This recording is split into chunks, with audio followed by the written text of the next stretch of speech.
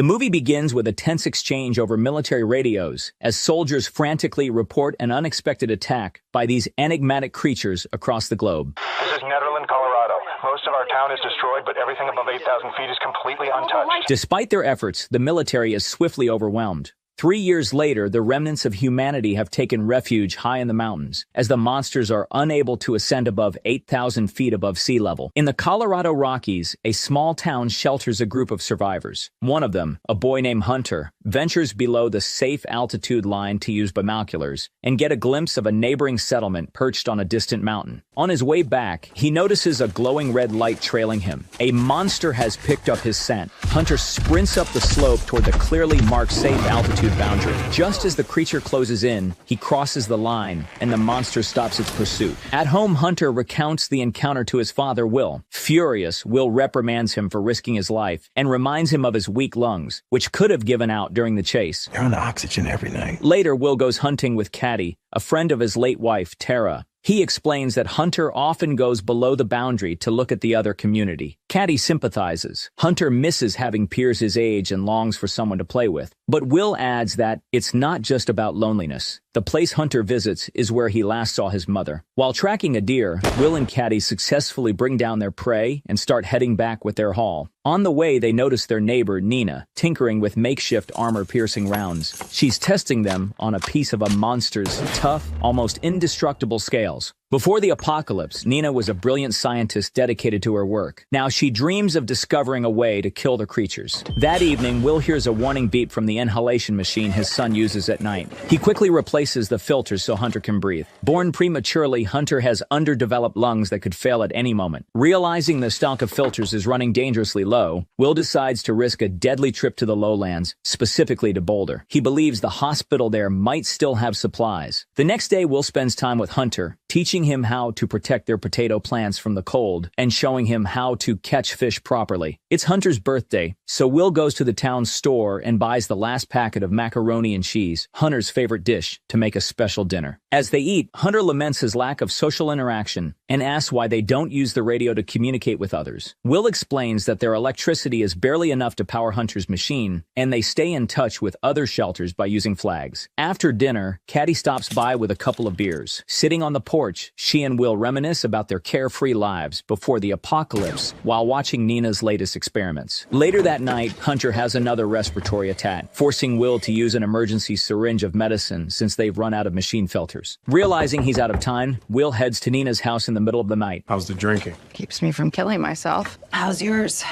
Keeps me from killing you. From their conversation, we learn that Nina once ventured to Boulder's labs to gather chemicals and equipment for her research on weapons against the monsters. It was during that trip that Tara, Will's wife, was killed. Will harbors deep resentment toward Nina for leading Tara to her death. However, because Nina is the only one to have ever returned alive from such a trip, Will asks her to accompany him to the hospital. Nina refuses, calling the idea as sheer madness, as the creatures would tear them apart. Will insists she owes him. You owe me this much. For Tara. Pointing out that she has nothing left to lose. He leaves confident she will eventually join him. After Will departs, Nina begins crafting a special compass. Haunted by flashbacks of her last excursion, when she witnessed the monsters slaughter her friends, including Tara, Nina is consumed by guilt. Nina!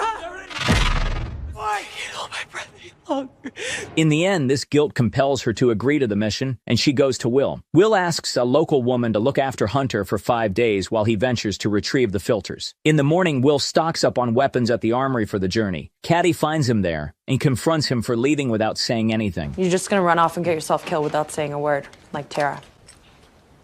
I'm sorry, that was uncalled for. Yeah, it was. It's clear she has feelings for him. Determined, Caddy grabs a gun and insists on joining the expedition. Katie, what are you doing? Going with you. No, you're not. Not asking permission, Will. You can't go out there alone. You need a partner to watch your back. Right, Nina's going with you. Oh, I'm definitely going now. We're gonna have to fight them eventually, Will. It might as well be today. Outside, Nina is already waiting. She warns Caddy that the monsters up close are nothing like the ones she's used to seeing from the mountaintop. They tear through people effortlessly, and bullets don't affect them. The only way to slow them down for a few seconds is to shoot them directly in the face. Before they leave, Will says goodbye to Hunter, promising to return in 5 days. Hunter bitterly reminds him that those were the exact words his mother said before her fatal trip with Nina. The group sets off along a planned route designed to minimize their time below the safe altitude. To save time, they intend to use a ski lift to quickly pass the lowlands. Along the way, tensions run high between Nina and Caddy, who openly dislike each other. Frustrated by Nina's attitude, Will knocks a flask of alcohol out of her hand. When they spot a wrecked military convoy below, destroyed by monsters, they decide to descend and scavenge the abandoned Toyota Land Cruisers and the remains of the soldiers for supplies. As they hike down the trail, Nina explains that her compass can detect monsters within half a mile. Their magnetic field is stronger than that of any living organism on the planet. She hands the compass to Caddy, tasking her with keeping watch while Will searches for gear, and Nina digs up a piece of armored monster scale for further research. While scavenging, Will finds an underbarrel grenade launcher, but admits he has no idea how to use it. Caddy takes it, confidently attaching it to her rifle. I'm from Texas, Will.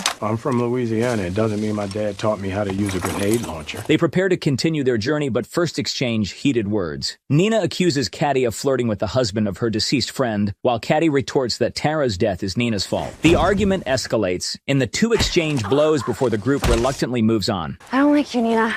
I never have. I don't blame you, Katie. Along the way, they encounter a large herd of wild horses, a sign that nature is thriving in the absence of humans in the lowlands. Eventually, they reach an old ski resort with a lift that will take them to the next mountain. Nina notices a monster on the compass. It's close, its warning light glowing in the forest behind them. Caddy wants to run to higher ground, but Nina argues there's no time. Will sides with Nina and sprints to the lift control room to power it up. As the monster closes in, Caddy fires the grenade launcher at it. The explosion slows the creature for a moment, but doesn't harm it. While Caddy and Nina take defensive positions and fire at the advancing monster, Will manages to restore power and start the lift. He and Nina hop onto a chair and begin ascending. Caddy, now higher up, climbs the support pole and leaps toward the moving lift. She barely grabs hold of the chair's edge, and Will grabs her arms to pull her up. Just then, the monster lashes out with a tentacle, striking the cable. The resulting shockwave shakes the chair violently, causing all three to fall to the ground. Fortunately, the drop isn't too high. Scrambling to their feet, they sprint toward the safe altitude line. They reach the boundary just as the monster halts at the edge, unable to follow. That night, the group shelters in one of the resort houses. Sharing a bottle of whiskey before bed, Nina explains how the initial attack by the creatures was so swift and overwhelming that humanity had no chance to identify their weaknesses. It is different seeing them up close. Civilization collapsed in mere days. She reveals that the monsters only attack humans, ignoring animals entirely, which challenges the idea that they are predators hunting for food. They don't consume their kills, they just exterminate humans. Adding to the mystery, no one has ever seen them sleep. Nina also finds it bizarre that the monsters are strictly limited by altitude, unable to climb above a certain height. Before sleeping, Will reflects on a conversation he had with Tara before her fatal trip to Boulder with Nina. He had tried to dissuade her, accusing Nina of being driven by a selfish desire to immortalize her name as the first to kill a monster. He argued that Nina, having no family of her own, couldn't understand the value of life and was willing to lead anyone to their death to achieve her goal. Tara didn't listen. She doesn't have a family. She's never had a family. It's just a matter of time before he runs out of filters. That's a year from now, at least. And the Reapers will still be down there. The next day, the trio reaches the entrance to a mine that tunnels through the mountain and exits on the other side. Nina is shocked and furious that Will didn't warn them about this road. She reminds him that while the entrance and exit are above the safe zone, the middle of the tunnel dips below it, with multiple offshoots descending even deeper. How do you know these tunnels are perfectly straight? That they don't bow somewhere in the middle? That would take us below the line, or did you not think about that? We're going below the line, aren't we? Given that the monsters emerged from underground and navigated effortlessly, this route puts them at a significant disadvantage. They come from underground, Will. They're built for it. We're not. They can see in the dark. They detect the smallest amount of CO2, which we exhale. To make matters worse, her compass won't work properly within the mountain. Despite the risks, they strap on helmets with flashlights and venture deeper into the mine. Upon reaching the far end, they discover the exit is locked. With no other option, they descend a ladder into a lower tunnel to find an alternate way out. So what do we do when we get to the bottom? We just start sprinting? We can't sprint across. We'll just exhaust ourselves and make too much noise. Worse than that, we'll quadruple our CO2 output, which they can track from a mile away. That's what that blight is at the end of the tentacles. So slow and steady. Are we ready? No, just need a minute to ponder my own death. You're funnier than I realized. Thanks. You're smarter than I realized. In one of the corridors below, they cover their flashlight beams with their hands and spot a faint red glow. They take off, running. Caddy fires a grenade at the entrance, hoping to block it with debris, but the blast barely slows the creature. The group squeezes into a narrow crawl space, turning off their flashlights and holding their breath to avoid releasing carbon dioxide. The monster searches for them, its tentacle sensors probing the air. As the creature gets closer, Will ignites the flare, distracting it long enough for the group to crawl further down the tunnel. Caddy leads the way, but suddenly comes face to face with another monster, waiting in the darkness. The creature impales her with its tentacle and drags her away into the shadows. Will and Nina, devastated but unable to help, find another ladder and climb out of the mine to safety. They mourn Caddy briefly before pressing on toward a ranger's house where they plan to spend the night. At the house, Will discovers a package of macaroni and cheese, Hunter's favorite meal. He reflects on how many times he's made it for his son, who always asks for it. It's the casein, the milk protein in cheese. It's like an opioid, as addictive as morphine. As they sit by the fire, Nina shares her hypothesis. The monster's scales generate an electromagnetic field. If she can design a bullet that disrupts the field, it could cause the creatures to explode. A projectile, a bullet, bonded with pericles. It hits them. Theoretically, it creates a momentary million-volt differential, and boom, uncontrollable internal combustion. However, she needs chemicals from a lab to test her theory. Will dismisses the idea as ridiculous and expresses regret that his wife died trying to help Nina with her crazy theory. That's what you've been working on all this time? Literally a magic bullet. It's not magic, it's science. It's a guess. It's a hypothesis. In the morning, Will and Nina take the ranger's truck and drive down to the safe boundary where the city and hospital they need to reach are located. Accelerating down the road, they race toward the hospital. Upon arriving, they cautiously make their way inside, searching for the medical supply storage. Moving quietly up to the upper floors, they find the storage room, but the shelves are empty. Hearing a suspicious noise from the ground floor, they press onward. Eventually, Will discovers another storage area, stocked with the filters he needs. He fills his backpack while Nina nervously notes the presence of a nearby monster on her compass. As they make their way toward the exit, the creature smashes through walls, trying to reach them. The pair scrambles to the next floor, but a tentacle bursts through the wall and wraps around Will, holding him. Nina swings a fire axe at the tentacle, forcing it to release Will. Activating the fire suppression system for cover, they flee down the hallway. Spotting a storage room filled with oxygen tanks, Will devises a plan. He orders Nina to run while he sets up an ambush. Waiting until the monster charges, he fires a precise shot at one of the tanks, triggering an explosion. The blast blows the creature out of the building, leaving it motionless outside. Nina, who didn't actually leave, I thought I told you to run. And I didn't listen. insists they take a detour to a nearby lab instead of heading straight back to the mountains. How much time did you just buy yourself? 6 months, a year? Then you're right back here again. We can't live like this forever. Sooner or later, we have to fight them. We can prove that they can be killed. Everyone else stuck on those mountaintops will know it. The whole world will come and fight with us. Will reluctantly agrees. As they drive off, they fail to notice the monster stirring, coming back to life. At the lab where Nina once worked, she seems more confident. While she experiments with chemicals, coating bullets in various materials, and testing them on pieces of monster armor, Will explores the facility. He stumbles upon Nina's old office and finds a photo of her family. Shocked, he confronts her. He never knew she had children. Nina admits she lost them during the monster attack because she had gone to work that day, even though it was her day off. She confesses she's haunted by the guilt of not dying with them. I'm sure you've had the same thought about Tara. I never should have encouraged her to come with me. I was overconfident. I thought I'd figured out a way to hold them off, and I was wrong. If it's any consolation, I hate myself more than you could possibly hate me. I only blame you because it's easier than blaming myself.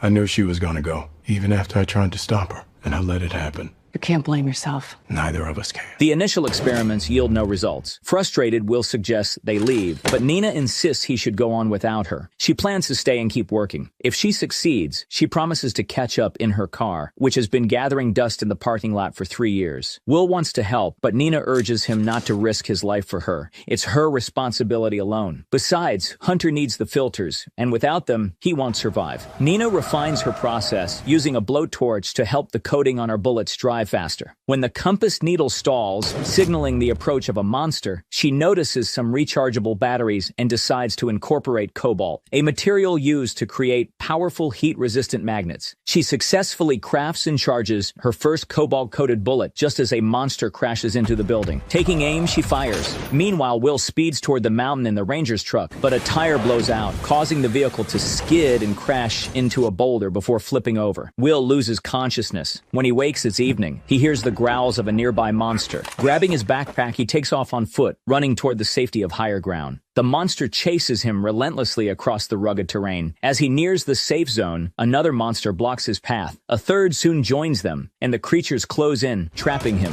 Desperately, Will fires at them, knowing it's a losing battle. Suddenly, one of the monsters collapses motionless and explodes into fiery fragments. At the top of the hill stands Nina, triumphant, wielding a rifle loaded with cobalt bullets. The bullets short-circuit the monster's electromagnetic fields, causing them to explode. Nina takes down the remaining creatures, revealing their robotic interiors. The debris suggests they aren't organic but machines. They're machines. Programmed to target humans and avoid altitudes above 8,000 feet. It's not a living creature.